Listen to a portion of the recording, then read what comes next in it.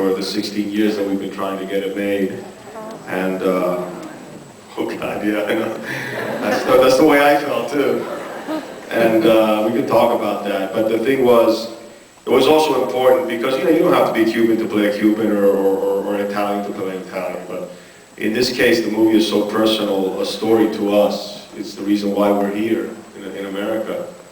And that laid, for me as a director, I knew that these actors had a particular subtextual, very deep subtextual connection to the material, and that would, the importance of what this movie means to us as Cuban Americans is very deep and very tragic.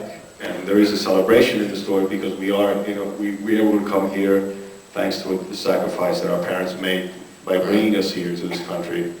And starting again, you know, anew with their families, for us to be able to live in a place where we can pursue our dreams freely and not be told what to do or what to think, you know.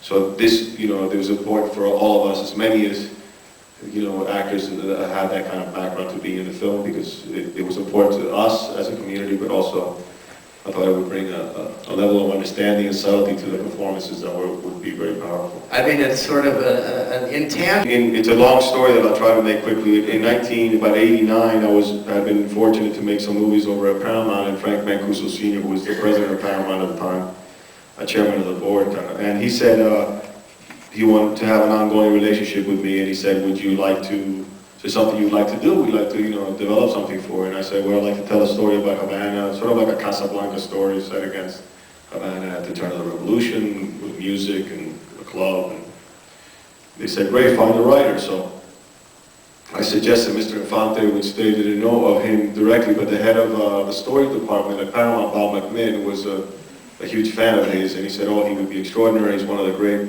writers of Latin American literature. And so I went to London. He decided he would write the screenplay, which is not something he normally did, was screenplay writing. He did write the film Vanishing Point, that was done in the 60s. That was one of the few films he had ever written. But he started the Cuban Cinematheque. He was a very famous film critic. And so we went on and started developing. In 1990, May 1990, he sent me his first draft, which was 351 pages long.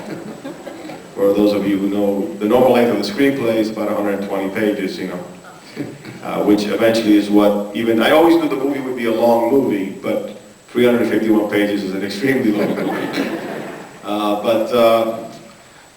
So, you know, we began to work on that, and it took us some years. Mr. Mancuso no longer was at Paramount, so the next regime did not want to support the film. They gave it back to me, and then it was 16 years of basically being constantly turned down, you know, after you had to wait for new regimes of the studios to come around and reintroduce the project, and I never got any support from the domestic distribution. And you know, nothing personal. I would work for them in movies. They called me to work in other movies. They just didn't want to make this movie, and it was very frustrating because even if you want to try to what we call split the rights on a film, so you sort of sell the domestic and sell the foreign rights on the movie, to have the domestic side of it in place really brings a lot of value to the movie in the foreign market. If you just go out and sell territories around the world, they go, well, who's distributing in America? You go, I don't have one. They kind of go, well, I'm gonna, you know, I'll support you, but instead of paying you $10, I'm gonna pay you $3.50 for it, you know. So, you know, eventually, basically, I got the money, and the movie was raised through two gentlemen outside of the film business, who are now in the film business. They came and supported the movie and supported me. We did pre-sell some territories. We still didn't have a domestic distributor. And they took out a bank loan and gave me $9.5 million, including the loan and the interest and everything. And we shot the movie and prepped it in 6 weeks and shot it in 35 days. Good.